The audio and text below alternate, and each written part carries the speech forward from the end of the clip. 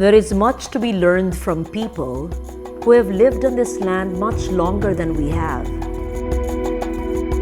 A knowledge that manifests itself not only in their relationships with nature, their songs and epics, their technology and creations, but in their very survival. Only by being aware of this heritage of the indigenous can we find not only our roots, but our direction. Their pride and ours, captured in one word, Dayaw.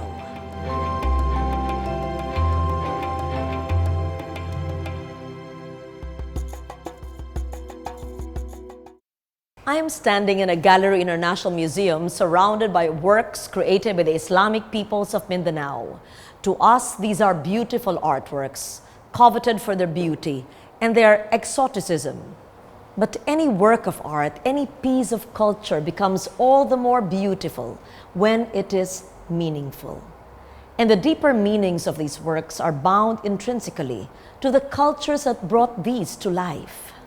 Meaningful connections can only come when we listen to the stories of these works, when we understand the circumstances of their creation, the mindsets of craftsmen who created them, the motifs and the symbols, the experiences and memories, the processes.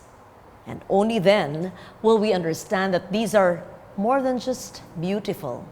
They are significant and important sources of Dayaw, our knowledge, our pride. Iconic is the word for the Ifugao Bulul, a symbol so prevalent as it has appeared on coffee labels, t-shirts, works of contemporary art, even as a logo of a local film festival.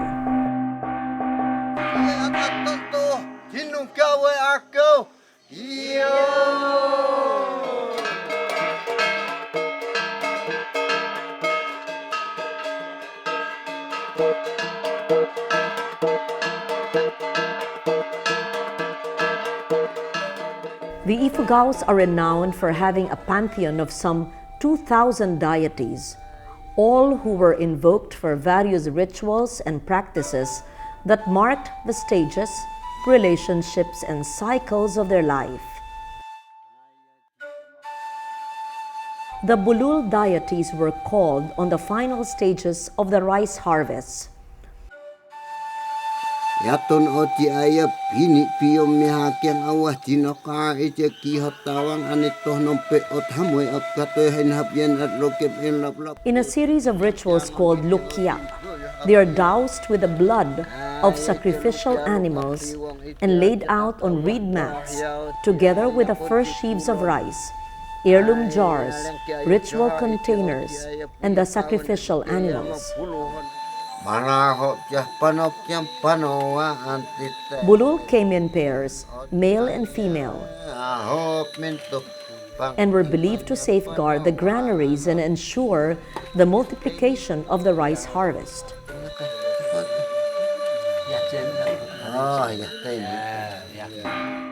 The Bulul were carved from the trunks of the sacred Nara trees, pre-selected through a process of divination.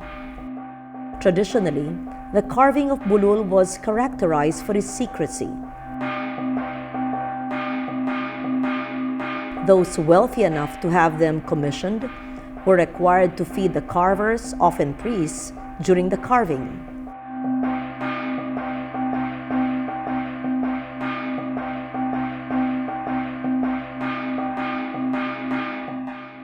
When they were finished, the male and female statues would be brought to the alang, or granary of the owners, where a feast was given for the village. Thus, the privilege of owning Bulul came with the obligation to feed kin and village.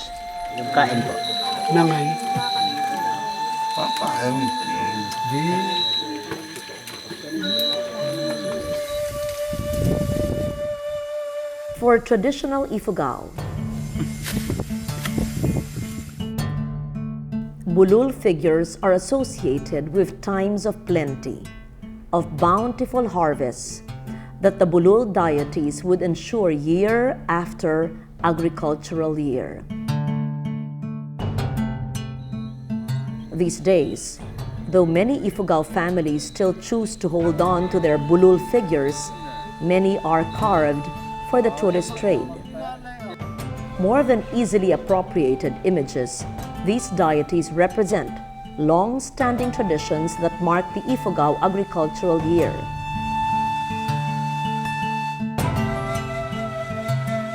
Deities indeed of the Ifugao soil and its produce.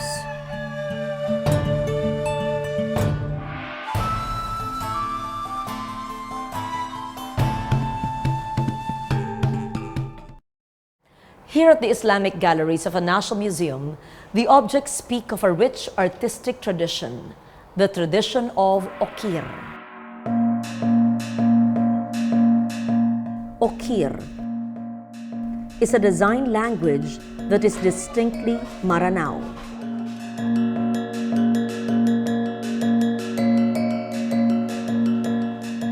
Shared in various degrees with the Maguindanao and the Tausug, it is a visual language that speaks in flowing, foliate lines, curlicues, and undulating patterns.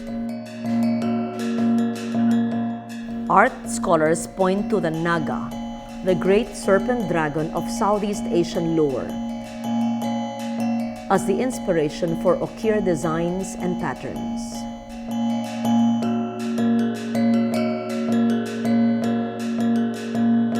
But the flowing serpent form has given birth to floral patterns, curvilinear abstractions,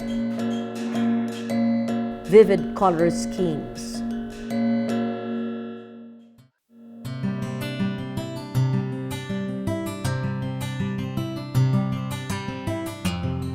And as can be seen from the National Museum collection, Okir has decorated everything from utilitarian objects like food containers, ladles, boat prows and paddles, to prestige objects like the sarimanok.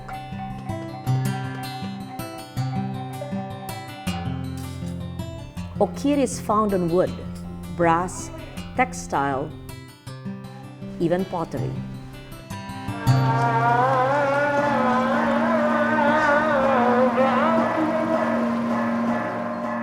In the municipality of Tugaya, in Lanao, Okir continues to flow.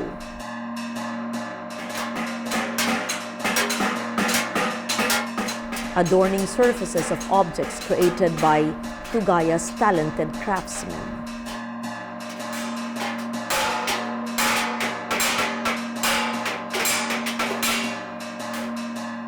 Tugaya's renown as a village of talented craftsmen goes back to the early 20th century, when the royal houses of Lanao would commission objects from the craftsmen.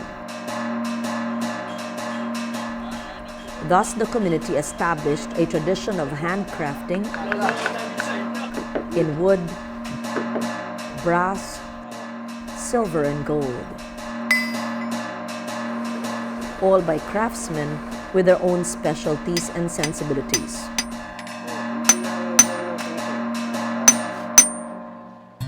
To truly appreciate the forms, we must place them in the context of two aspects. The first is the Islamic tenet that forbade the depiction of human figures in art. The creative Maranao spirit responded by developing Okir, an artistic response to a strict religious tenet. The second factor is Maranao royal life. Much of this art is of a refined and courtly nature, used by datus and their women, princes and princesses, noble families. But royal patronage did not keep the ordinary Maranao from enjoying the artistic tradition.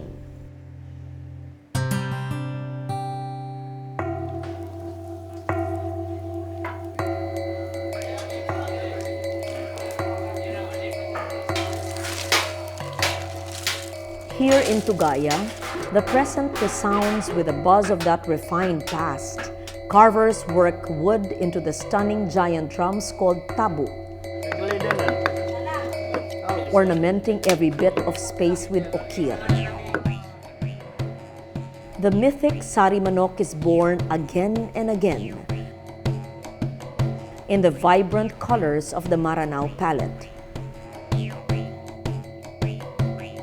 Carpenters and inlay artists work together on chests, painstakingly inlaid with minute pieces of mother of pearl.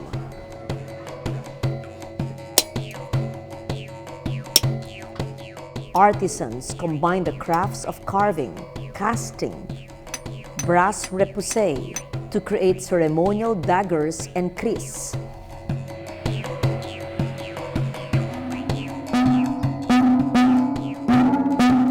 Gongs of all sizes are also cast and tuned.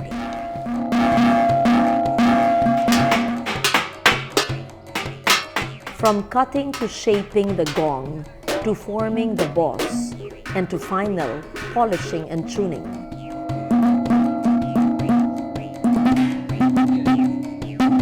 These individual pieces will come together to form the kulintang gong and sam. Music that is both pleasing to hear, played on instruments wonderful to look at.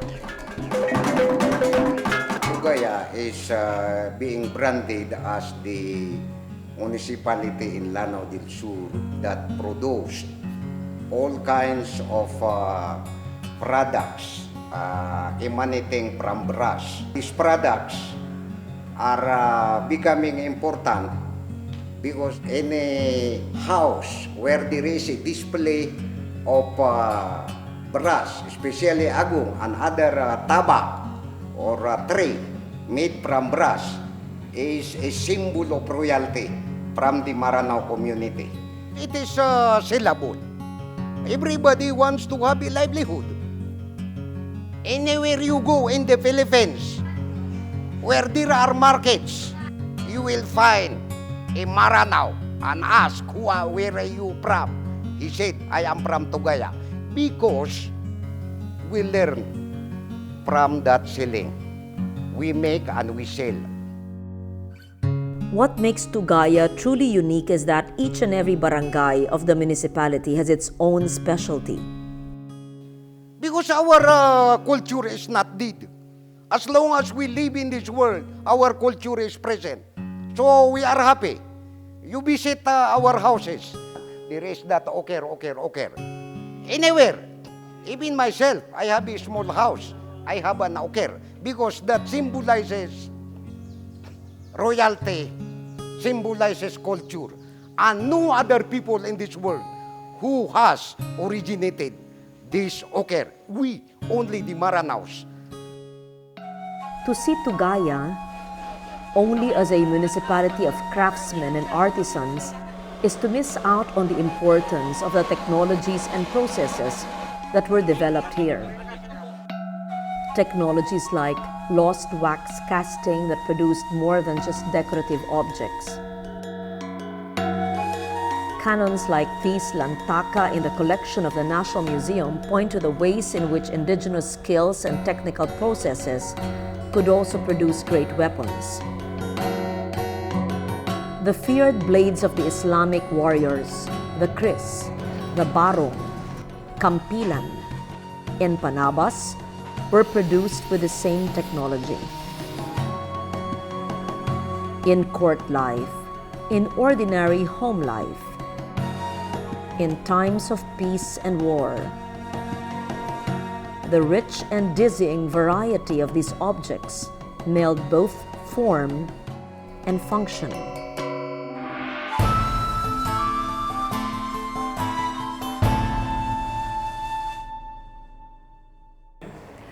All these objects had a place in Maranao society, in the mosques, on boats, even in ordinary homes, and in the great community houses, the Torogan.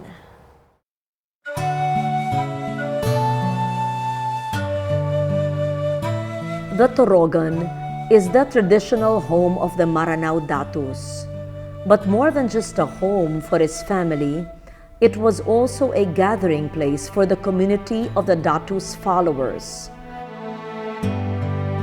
The large upper room was a kitchen, living room, bedroom, and consultation space. Okir announces its presence and traces its roots to the mythical Naga through the panolong, the projecting beams that give the Torogan the appearance of a boat borne on the backs of the mythic Naga.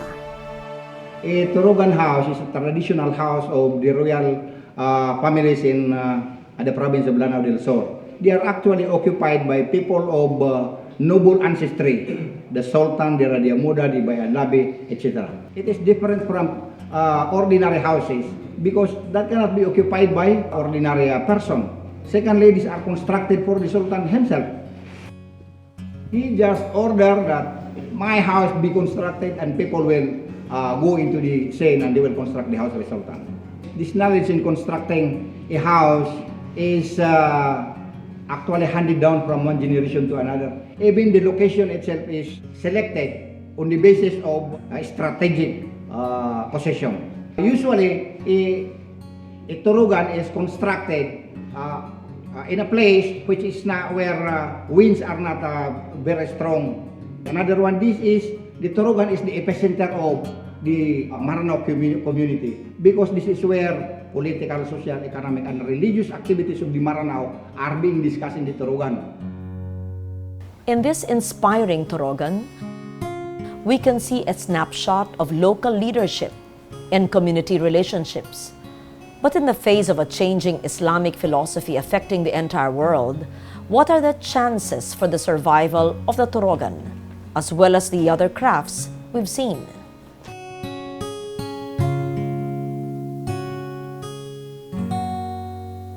Many Maranaos became so enamored of the Arabic culture. They started aping the Taliban, they started aping the Muslims of Afghanistan, they started thinking that anything traditional is un-Islamic. So they started wearing the hijab, covering women fully. That means there was no longer any spiritual basis for their traditions, because their traditions used to be inspired by traditional belief system. But now if you destroy the traditional belief system, there will be no more inspiration for them to continue with the art that they will produce as an expression of this traditional belief system. And therefore, it's not really the technology that is the problem. The problem is a worldview, a way of looking at life. Once it is destroyed, the whole cultural forms of expression will also disappear.